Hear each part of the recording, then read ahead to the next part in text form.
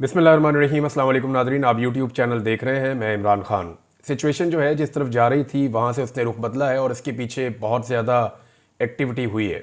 यानी अगर आप गुज़िश्ता 15 से 20 दिन का जायज़ा लें तो चीज़ें जा रही थी मुज़ाकरात की तरफ, चीज़ें जा रही थी हल होने की तरफ। इमरान खान की रिहाई के मामला तय हो रहे थे और इमरान खान साहब को कुछ ऑफ़र्स भी की जा रही थी। अब आपने गौर किया होगा कि इमरान खान साहब, उनकी बहनें या उनकी पार्टी के बाकी लोग, वो सारे लोग अब खुलकर कहना शुरू हो गए हैं कि इमरान खान साहब को ऑफर्स की गई और उन्हें डील ऑफर की गई। फिर इमरान खान साहब, आपको इस बात का आइडिया पहले से हो चुका होगा कि वो भांप लेते हैं वक्त आने से पहले कि अब होने क्या जा रहा है। यानी उन्हें पाकिस्तान की सियासत की जितनी समझ बूझ है, इस हवाले से उन्होंने जितने भी इससे पहले तखमीने लगाए या जितनी भी उन्होंने पेशन गोइयाँ की, वो सारी दुरुस्त साबित हुई। एक ऐसे वक्त में इमरान खान साहब का एक बड़ा सख्त ट्वीट आ जाना और उसमें वज़ीर आज़म को आर्मी चीफ का अर्दली करार देना, ये इशारा दे रहा था कि मामला उतने ठीक नहीं हैं जितने दिखाई दे रहे हैं। पाकिस्तान के मीडिया को, पाकिस्तान के तज्ज़ियाकारों को, पाकिस्तान की पॉलिटिकल पार्टीज़ को, इवन जो हुकूमत के अंदर बैठे हुए लोग हैं, उन्हें भी आइडिया नहीं था कि बैकडोर चैनल पे हुआ क्या है। अब मैं कुछ चीज़ें आपके सामने रख देता हूँ कि जितने भी मोहरे हैं उन सबको इकट्ठा किया गया है, जितने भी मोहरे हैं उन सबको एक्टिवेट किया गया है और एक मरतबा फिर से प्रोपेगेंडा की एक नई वॉर शुरू होने जा रही है। अब आप बड़े सख्त जुमले देखेंगे, बड़े सख्त बयानात देखेंगे, बहुत सारे जो है वो टाउट्स वो एक्टिव हो जाएंगे, एस्टेब्लिशमेंट की तरफ से सख्त बयानात आएंगे। मुमकिन है कि आने वाले दिनों में DGISPR भी एक सख्त प्रेस कॉन्फ्रेंस कर दें। देखिए, हुआ ये है कि गुज़िश्ता 3 हफ्ते के अंदर पाकिस्तान की एस्टेब्लिशमेंट ने और हुकूमत ने इस बात का अंदाज़ा लगाने की कोशिश की है कि इमरान खान साहब को अगर बगैर शराइत को मनवाए छोड़ दिया गया तो ज़्यादा बड़ा नुकसान होगा, या अमेरिका की कुछ मुखालफत ले ली जाए तो ज़्यादा बड़ा नुकसान होगा। देखिए, अगर पाकिस्तान के नुक्ता नज़र से देखें तो फिर पाकिस्तान को ज़्यादा नुकसान तो इस बात का है कि पाकिस्तान के खारजी ताल्लुकात मगरबी दुनिया से ख़राब हो जाएं, तो लाजमी बात है उस पर आपका जो बिजनेसमैन है वो इफ़ेक्ट हो जाता है, आपका जो ताजिर है या जो आपके एक्सपोर्टर्स हैं उनको फ़र्क पड़ता है, आपकी इकॉनमी को फ़र्क पड़ता है।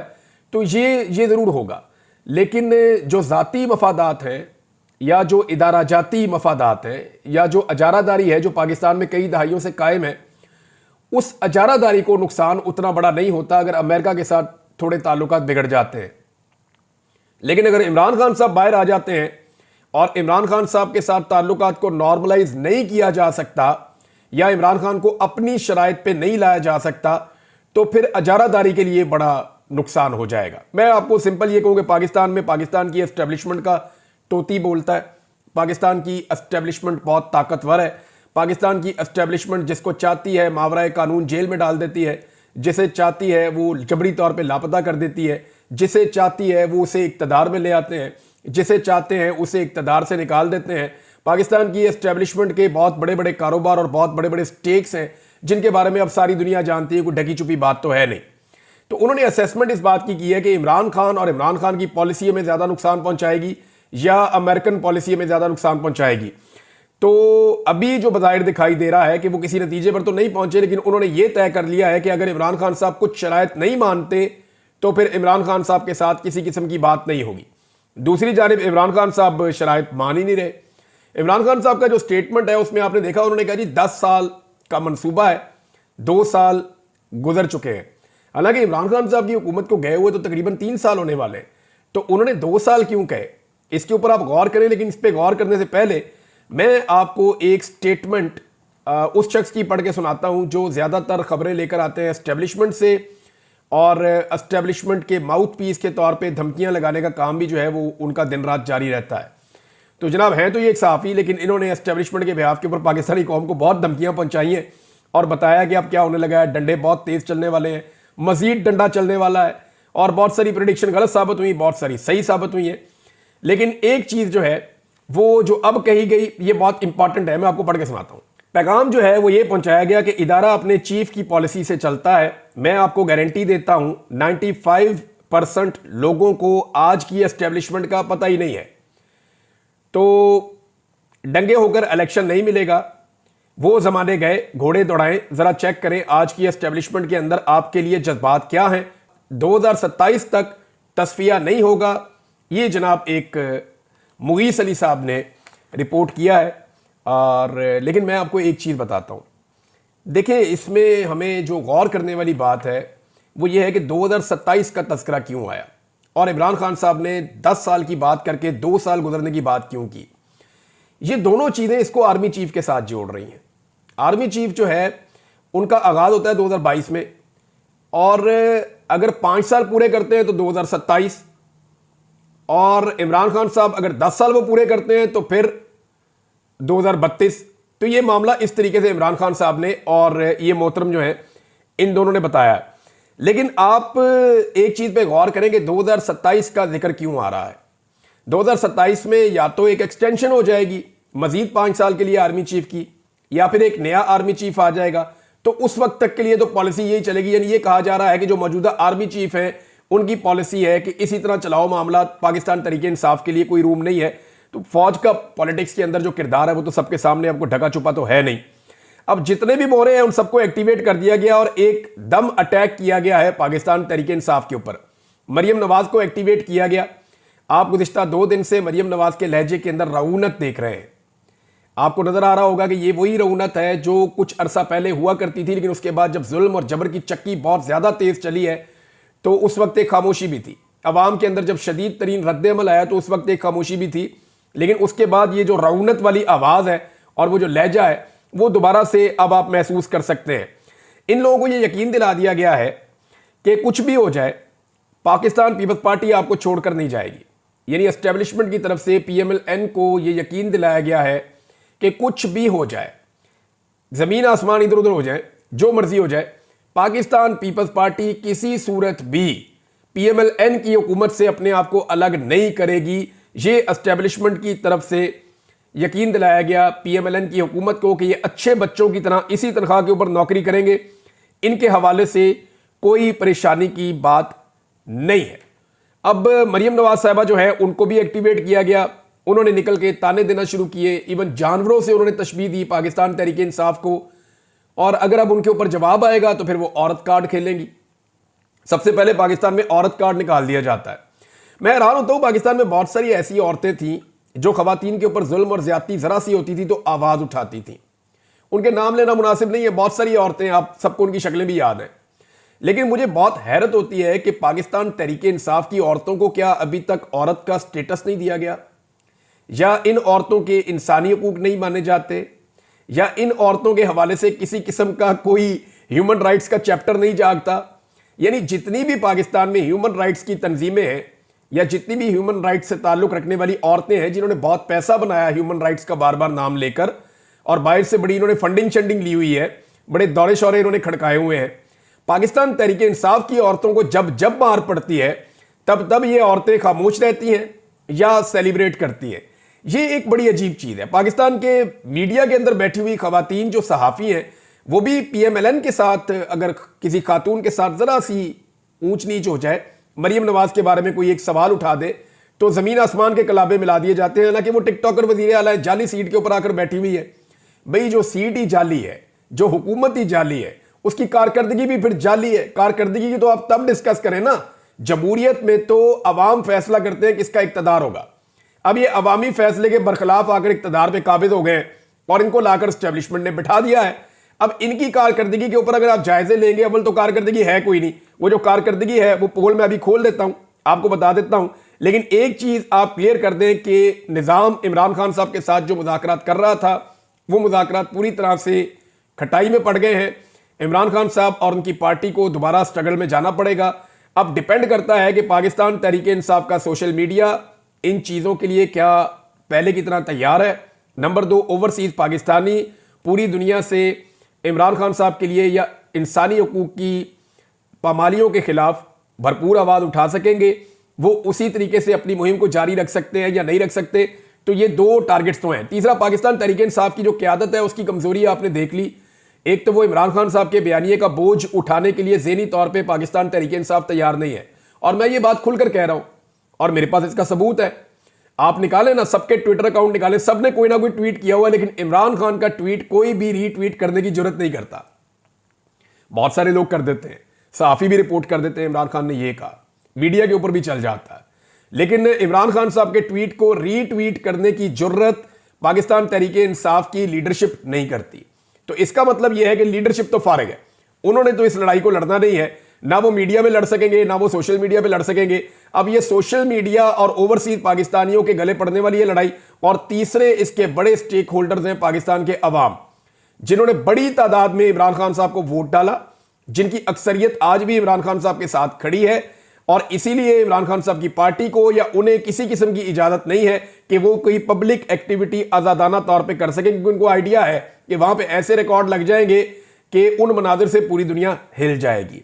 अब औरत कार्ड का इस्तेमाल फौरी तौर पे शुरू कर दिया जाता है। अगर पाकिस्तान तहरीक इंसाफ की औरत ना हो तो, अगर औरत का ताल्लुक पाकिस्तान तहरीक इंसाफ से नहीं है तो फिर वो औरत है। अगर वो तहरीक इंसाफ की है तो उसको अगवा करे, उसको मारे, उसको सड़कों पे घसीटे, उसको बेगुनाह उठा के जेल में डाले, उसके बच्चे उठा ले, उसकी चादर और चार दीवारी का तकद्दुस पामाल करें, आप उसके घर के अंदर दाखिल हो जाएं, आप उसके बेडरूम के अंदर दाखिल हो जाएं, आप उसकी नाजेबा गालियां दें, जो मर्जी करें आप।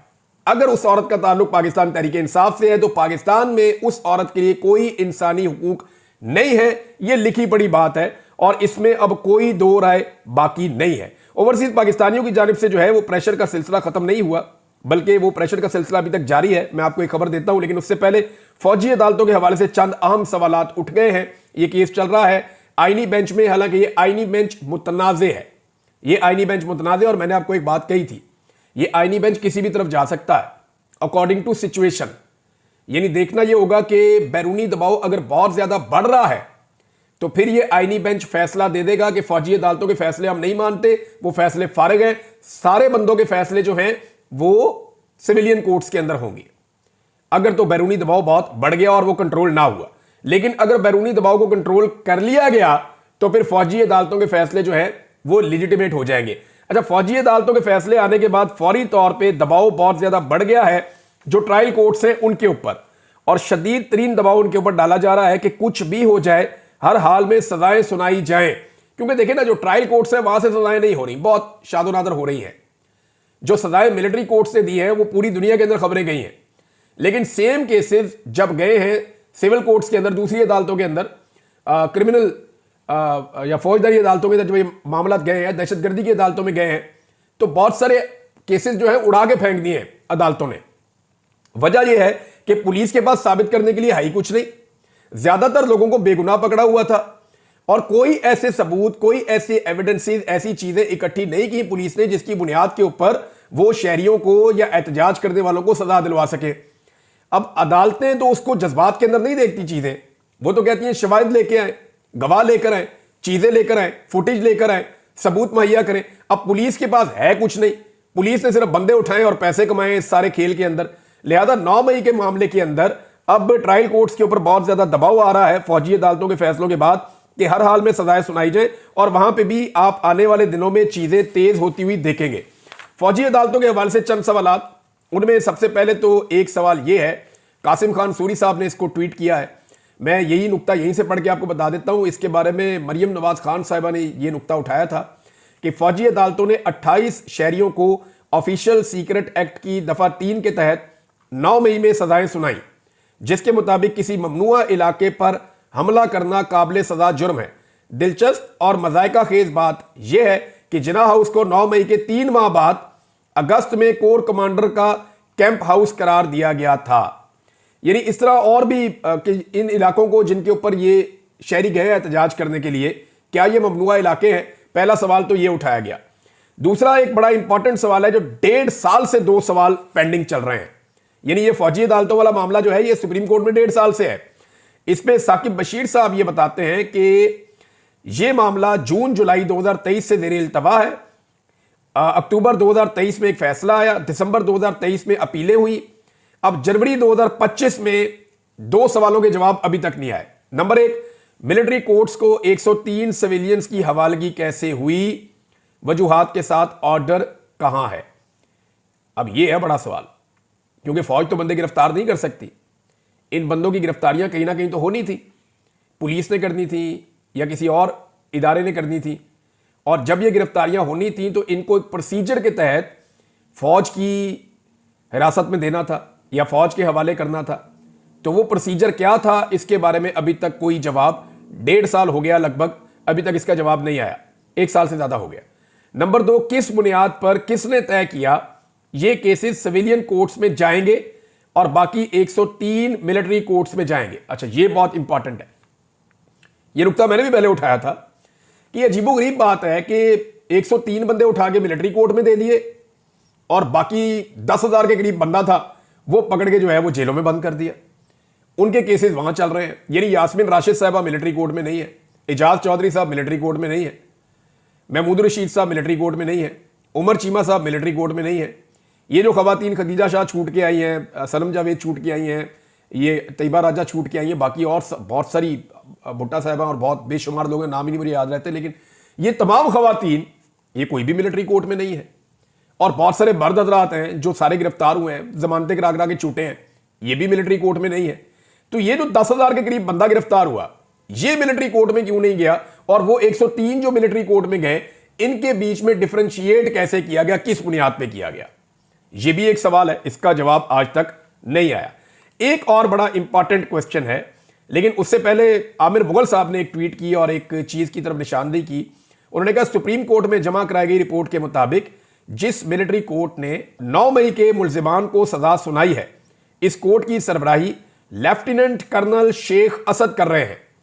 लेफ्टिनेंट कर्नल जो हैं ये electrical and mechanical engineers battalion के हैं, ये 54th electrical and mechanical engineers battalion, इसके कमांडिंग ऑफिसर हैं।